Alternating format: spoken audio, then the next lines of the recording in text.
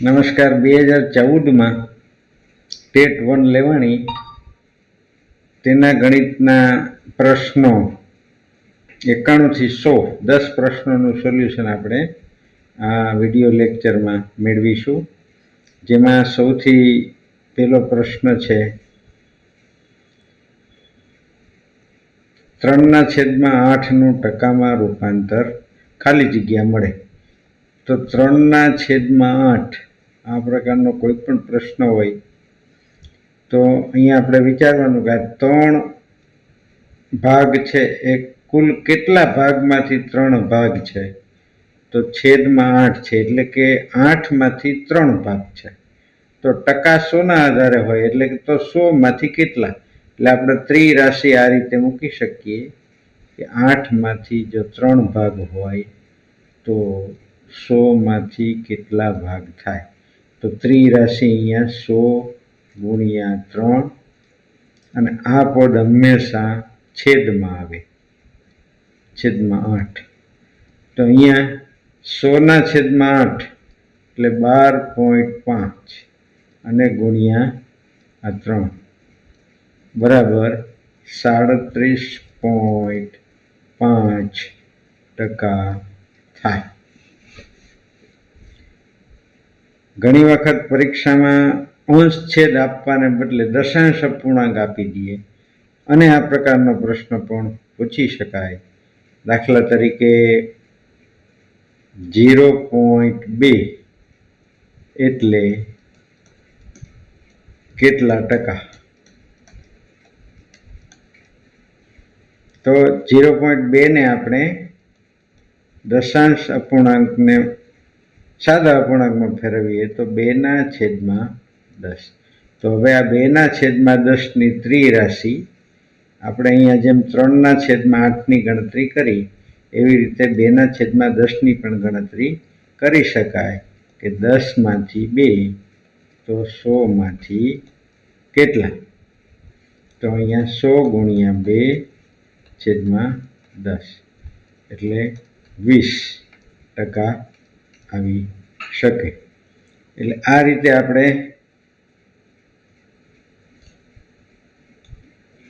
અપૂર્ણાંકના આધારે ટકા શોધવાના દાખલા ગણી શકાય.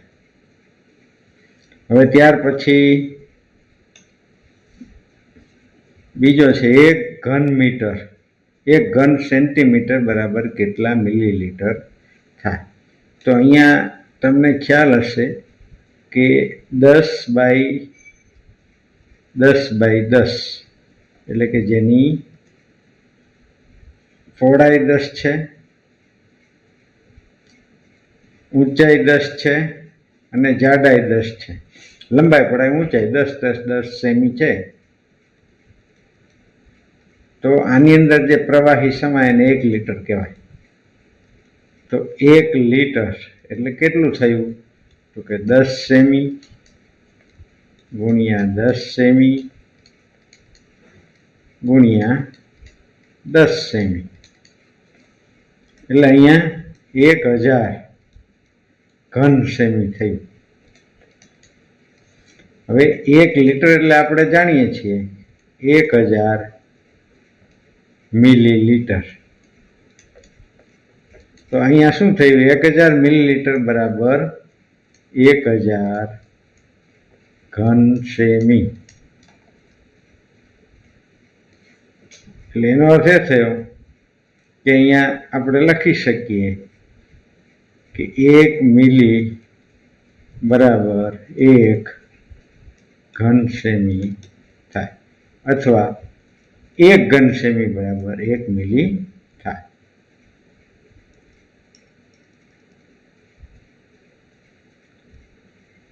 ત્યાર પછી ત્રીજો જે પ્રશ્ન છે એ મેથડનો છે કે ગણિતમાં નીચે પૈકી કઈ બાબત સૌથી વધુ લાગુ પડે છે. એમાં 4 વિકલ્પો આપેલા હશે અને ગણિત છે એ તર્કનો વિષય છે, એટલે તર્ક આધારિત જે વિકલ્પ હોય એ સાચો ગણી શકાય. અહીંયા 94માં પ્રશ્નમાં 5000નું 8% લેખે 2 વર્ષનું સાદું વ્યાજ ને ચક્રવૃદ્ધિ વ્યાજનો તફાવત આપણે જોવાનો છે. તો અહીંયા આપણે બંનેના સૂત્રો મૂકીએ. એટલે કે સાદું વ્યાજ એટલે I બરાબર PRN છેદમાં 100 અને ચક્રવૃદ્ધિ વ્યાજ માટે સૂત્ર છે A બરાબર P કૌંસમાં 1 પ્લસ R છેદમાં 100 પર N. તો અહીંયા P ની કિંમત છે 5000 ગુણ્યા R છે 8% અને N છે 2 વર્ષ અને છેદમાં 100. તો અહીંયા બંને શૂન્ય કેન્સલ થાય તો 50 ગુણ્યા 8 એટલે 400, 400 ગુણ્યા 2 એટલે 800. એવી રીતે અહીંયા પણ આપણે કિંમત મૂકીએ તો P ની કિંમત 5000, અહીંયા કૌંસમાં 1 પ્લસ R ની કિંમત 8 છેદમાં 100 અને ઉપર 2 વર્ષ.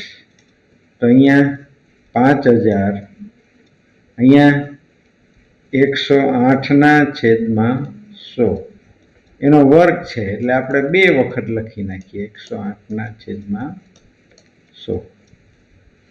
તો બરાબર 5000 અહીંયા 108 ગુણ્યા 108 એને આપણે એમનેમ રહેવા દઈએ અને છેદમાં 100 ગુણ્યા 100 એટલે 10,000. તો અહીંયા 3 શૂન્ય કેન્સલ થશે. એ રીતે 5, 2, 10 અને 2 અને 54 એટલે 108. તો અહીંયા હવે 108 ગુણ્યા 54 બરાબર થશે 5832. આ આવ્યું એ એટલે રાશ. રાશમાં મુદ્દલ અને વ્યાજ બંને હોય છે. તો વ્યાજ કેટલું થયું? ચક્રવૃદ્ધિ વ્યાજ તો 5832 માંથી 5000 આપણે બાદ કરીએ તો 832 ચક્રવૃદ્ધિ વ્યાજ થયું. સાદું વ્યાજ આવ્યું હતું 800. તો તફાવત કેટલો થયો? 832 ઓછા 800 એટલે એનો જવાબ મળશે 32. એટલે આ રીતે સાદા વ્યાજ અને ચક્રવૃદ્ધિ વ્યાજ. ત્યાર પછી 3નું વર્ગમૂળ. હવે 3નું વર્ગમૂળ આપણે જોઈએ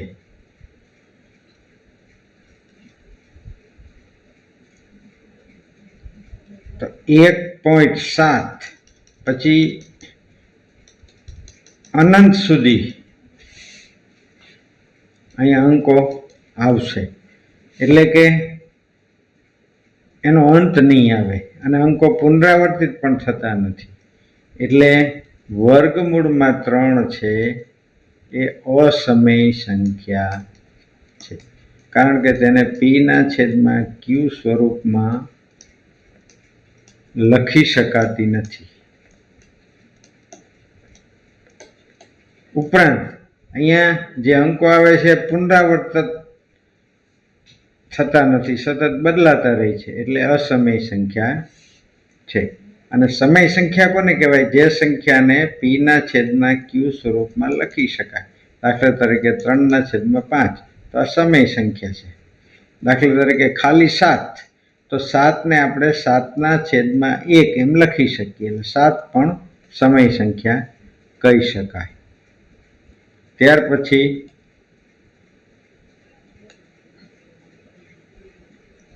આ નોલેજનો પ્રશ્ન છે. યુઆન કયા દેશનું નાણું છે? તો ચાઇના. પછી એના પછીનો પણ નોલેજનો પ્રશ્ન છે. ક્રમ સૂચક સંખ્યાઓ માટેનું ગીત કયું છે?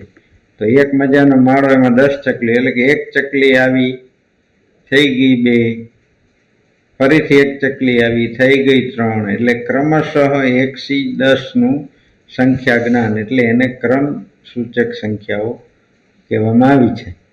હવે 1 મીટર બરાબર કેટલા ઇંચ થાય?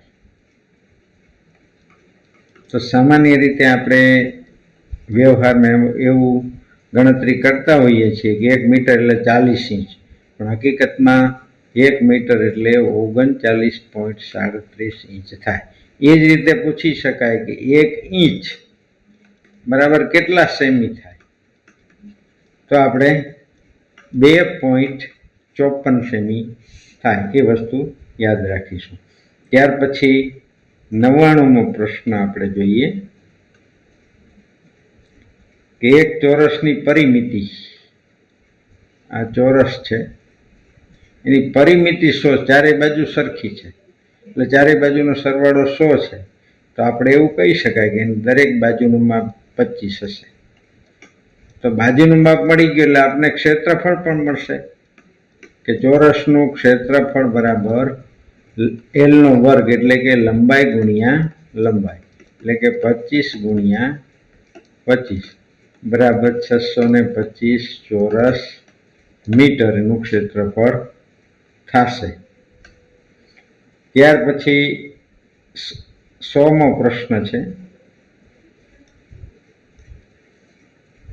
એક વર્તુળાકાર મેદાનનો વ્યાસ છે 140 મીટર. તેથી એની ત્રિજ્યા કેટલી થશે? એની અડધી એટલે કે 70 મીટર. હવે આપણે પ્રશ્ન વાંચીએ કે આ મેદાનની ફરતે 3 રૂપિયા પ્રતિ મીટર લેખે દોરડું ગોઠવવાની મજૂરી કેટલી થાય? એટલે કે આની ફરતે દોરડું ગોઠવવાનું છે, એટલે આ માપ આપણે જોઈશે. તો આ ફરતું માપ એટલે પરિઘ, તો પરિઘ બરાબર 2πr, એટલે 2 ગુણ્યા પાઈ એટલે 22/7 અને r એટલે 70. તો અહીંયા 2 ગુણ્યા 22 અને આ 7 અને 70નો છેદ ઉઠશે 10 વડે, એટલે 44 ગુણ્યા 10 બરાબર 440 ચોરસ. ચોરસને અહીંયા પરિઘ છે એટલે ખાલી મીટર આવશે. હવે 1 મીટરના 3 રૂપિયા, તો 440ના કેટલા એટલે ગુણ્યા 3, તો અહીંયા તમે 1320 રૂપિયા આનો જવાબ મળી શકે. એટલે આ રીતે 91 થી 100 સુધીના પ્રશ્નોનું સોલ્યુશન તમે પણ એક વખત પ્રેક્ટિસ કરજો, અને ન સમજાય તો તમે કોમેન્ટ બોક્સમાં લખી શકો છો. આભાર.